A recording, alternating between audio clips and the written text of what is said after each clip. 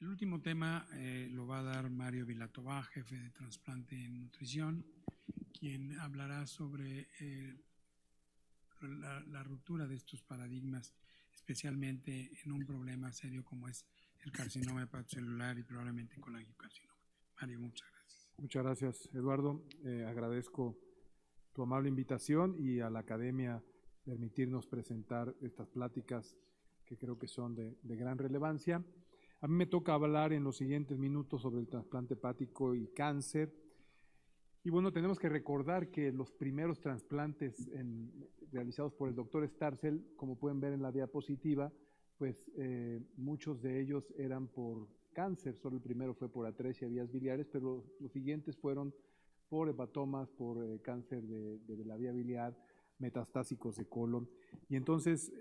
pues hay una estrecha relación entre el trasplante hepático y cáncer primario de hígado metastásico.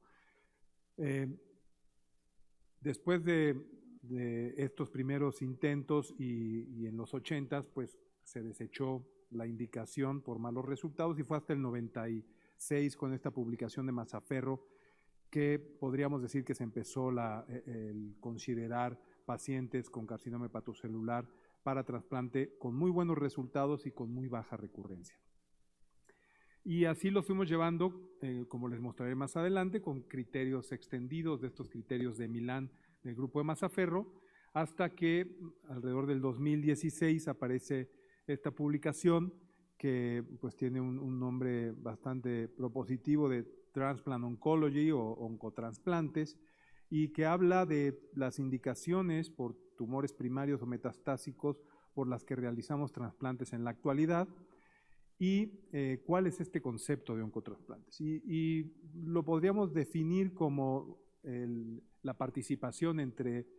clínicos de la parte oncológica, de la parte médica y cirujanos hepatobiliares y de trasplantes que juntan esfuerzos para tratar estas enfermedades, entendiendo que en la mayoría de ellos la cirugía es la piedra angular. Y entonces, si hacemos una cirugía, una resección radical, pues el trasplante hepático es la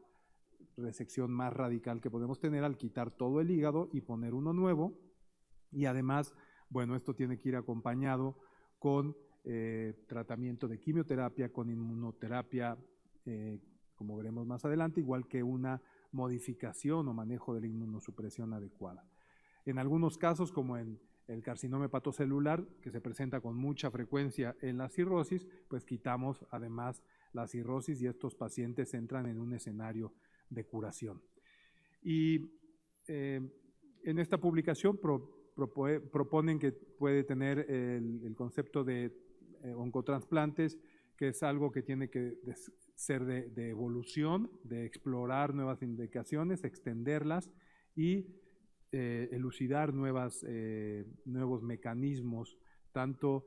inmunológicos como de tratamiento oncológico. Pero el punto, como ya mencionaba el doctor Lisker, pues no hay suficientes órganos para todos. Entonces, no solamente tenemos que buscar el beneficio individual, sino que tenemos que buscar el beneficio colectivo.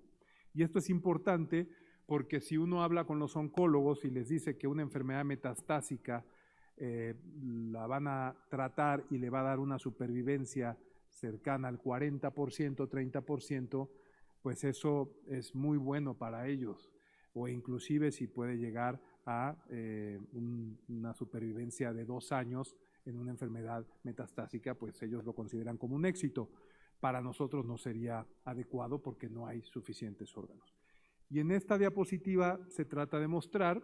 en la parte de arriba, que si tenemos un beneficio de la población y un beneficio del individuo, pues es muy buena indicación. Si tenemos algo negativo del individuo y de la población, pues es algo que daña y no hay que hacerlo. Y la controversia queda cuando tiene un beneficio en la población pero no individual, y principalmente cuando tienes un beneficio en oncotrasplantes, un beneficio de ese paciente que se va a trasplantar, pero que puedes estar afectando al resto de la población. Como les mencionaba, el carcinoma hepatocelular fue el primero que se exploró. Ahí en el hígado que muestro la imagen son los criterios de Milán, que solamente se habla de una lesión de 5 centímetros o 3, ninguna mayor a 3 centímetros. Y de ahí se ha ido evolucionando con el paso de los años a, vamos a darle quimioembolización y vemos cómo responde. Si tiene una buena respuesta y tiene estabilidad por cierto tiempo, podemos irnos hasta unos criterios que pueden ser de San Francisco o cualquier otros que hay muchos. Y por último, más recientemente, pues estamos considerando marcadores en sangre como son alfa-fetoproteína, y lo pueden ver aquí que no solamente ya hablará del tamaño de la lesión y el número de lesiones, sino que si esta está muy elevada, el pronóstico va a ser muy malo, inclusive estando en los criterios tan conservadores como son los de Milán. Hay isoformas de la alfa-fetoproteína, la isoforma L3 y la DCP, desgamma carboxiprotrombina, como también lo usan de manera frecuente en Asia. Pero lo que tendríamos que también estar hablando es que el beneficio del trasplante se tiene que ver no solamente a la hora de utilizar los criterios, sino qué le estamos dando de ganancia a ese paciente en la lista de espera. Y entonces lo pueden ver aquí en la curva. Realmente un paciente que va a tener una supervivencia importante y lo trasplantamos y solamente le agregamos muy poco a esa supervivencia que iba a tener en la lista de espera, pues su beneficio es de 0.6 años. Y lo podemos ver en otras indicaciones cuando la mortalidad o el riesgo de supervivencia es muy bajo en la lista de espera y al trasplantarlo se incrementa, pues entonces damos ese concepto de beneficio del trasplante. En tumor neuroendocrino, que es otra indicación, esta es una enfermedad metastásica, pues al principio tenemos que hacer el diagnóstico, ver las características, que tenga también unos criterios adecuados, que también son criterios de Milán. Si esto lo cumple y la enfermedad entra en una etapa de estabilidad, pues entonces aquí es donde podríamos considerar el trasplante como una excelente herramienta antes de que progrese y fallezca el paciente. Y si lo hacemos muy temprano no estamos dando ese beneficio y como lo mencionaba, si lo hacemos posteriormente, pues el paciente va a fallecer o va a progresar en la enfermedad y tampoco va a tener un beneficio. No lo estamos curando, estamos solamente prolongando la supervivencia. Ahora, cualquier expansión o nueva indicación debe demostrar una supervivencia adecuada y no solo en la supervivencia absoluta, sino en el beneficio del trasplante, como ya les había mencionado, individual y comunitario, y esto involucra criterios compuestos. Por ejemplo, este caso que también hace algunos años hubiera sido una contraindicación absoluta y hasta nos hubieran dicho que están locos el que intente esto, pero este es el grupo de Houston, del Memorial, que empezaron a ver seleccionando muy estrictamente a sus pacientes, tenían colangiocarcinoma, pero ustedes pueden ver en las imágenes que son colangios de tamaño muy importante, como con quimioterapia por 6 meses, solamente fueron 6 pacientes los que respondieron, pero estos que respondieron tenían una supervivencia a 5 años del 85%, y eso es igual que por cualquier otra indicación. Los pacientes que hubiéramos mandado a tratamiento paliativo anteriormente o solamente a quimioterapia que no era tan eficiente, pues ahora tienen una ventana. Y aquí pueden ver que cualquier criterio que se presente, o más bien cualquier indicación de oncotrasplante tiene criterios que debe de cumplirlos, y estos criterios, además de si se le da quimioterapia, inmunoterapia, tratamientos locorregionales y un tiempo de espera para ver que tenga estabilidad de la enfermedad. Este estudio de Volk lo hizo para carcinoma hepatocelular y él hablaba que si la supervivencia a 5 años no es del 50, 60 en algunos casos por ciento como mínimo, entonces estaría afectando a alguien más en la lista de espera y esto pues ya no tendría el beneficio de la comunidad, sí el beneficio personal. Y en metástasis colorectales, que también esto es muy reciente, también hace algunos años se hubiera considerado como una contraindicación, de hecho en algunos países todavía no se acepta como una indicación clara y solamente está en proyectos de investigación. Muestra el grupo noruego como si se trasplantan los pacientes, que era el estudio SECA, pues la supervivencia es del 56% a 5 años, comparado con 9% en los pacientes que solamente recibían quimioterapia. Ya cuando hicieron el CK2, esta supervivencia y seleccionando mejor a los pacientes, aunque tenían recidiva de la enfermedad, la supervivencia a 5 años era excelente y es otra indicación que debe ser considerada. Para el carcinoma hepatocelular ahora avanzado existe la inmunoterapia y la inmunoterapia en trasplante pues no se había considerado de manera abierta, salvo en pacientes que presentaban melanoma,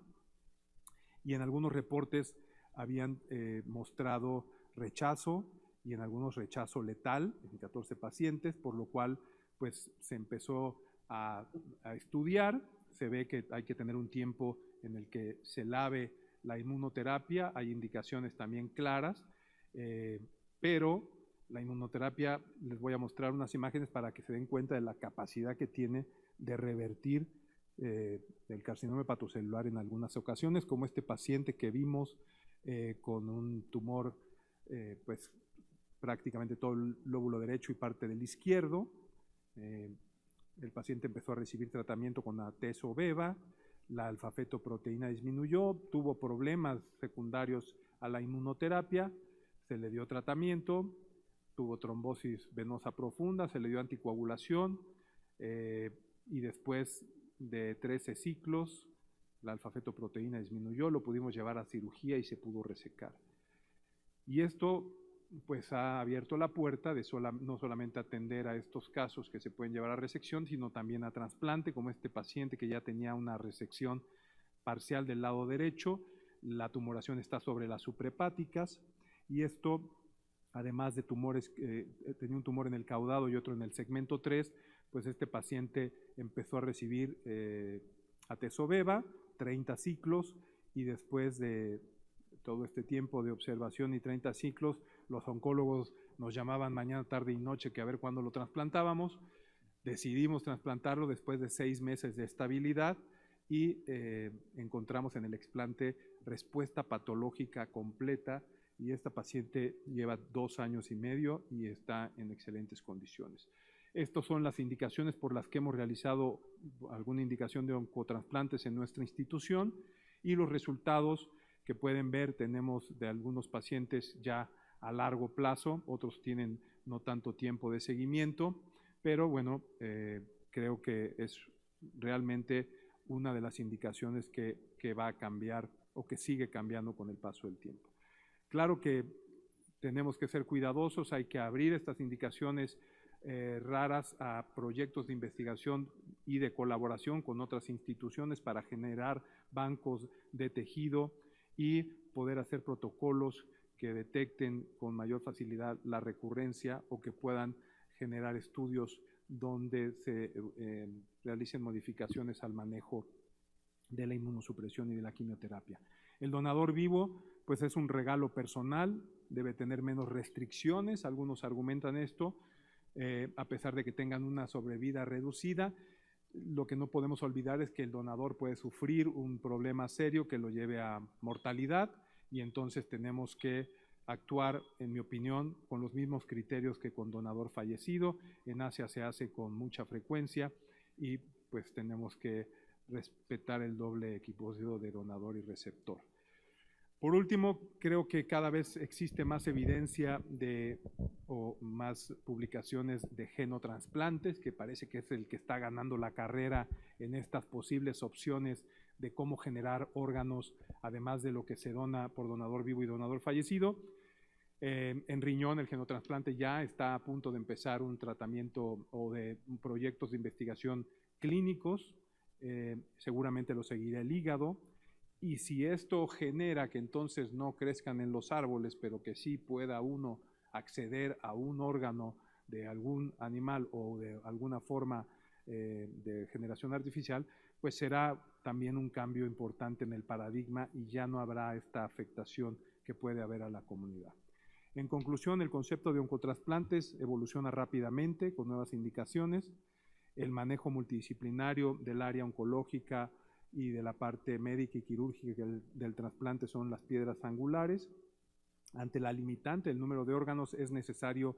un beneficio individual y común. Hay indicaciones claras en la actualidad que ya no debemos de negarle la opción a esos pacientes, pero hay otras que deben de considerarse todavía como experimentales, por decirlo de alguna forma, o condicionadas a proyectos de investigación multicéntricos. Muchas gracias.